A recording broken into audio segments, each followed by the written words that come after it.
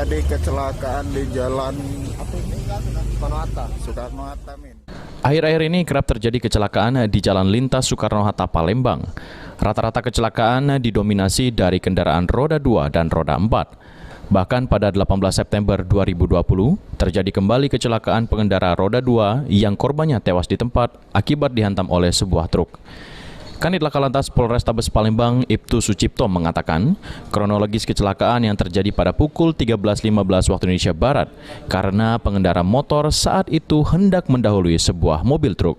Menurut keterangan saksi, pengendara motor pada saat itu sedang menggunakan handphone, kemudian terjatuh dan pengendara tersebut terpental ke kiri, sehingga terlindas oleh ban kanan belakang mobil truk dari arah jalan yang sama.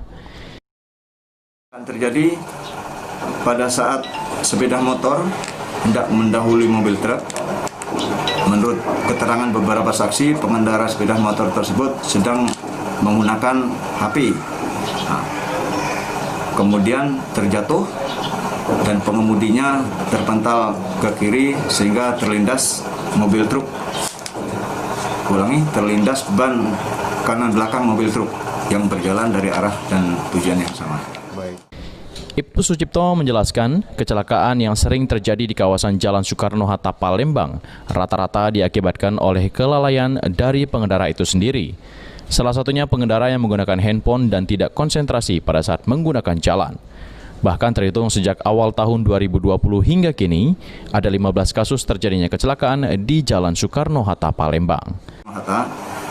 Dari beberapa waktu yang lalu itu dikarenakan oleh kelalaian pengendara atau korban itu sendiri atau human error.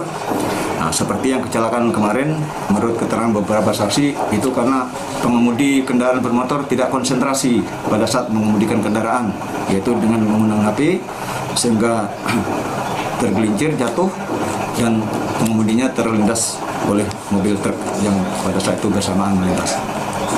Kecelakaan yang sudah kami terima di tahun 2020, jadi awal Januari sampai saat ini, tanggal 18 September 2020, sekitar lebih kurang 15 kasus kecelakaan di sepanjang Soekarno-Hatta.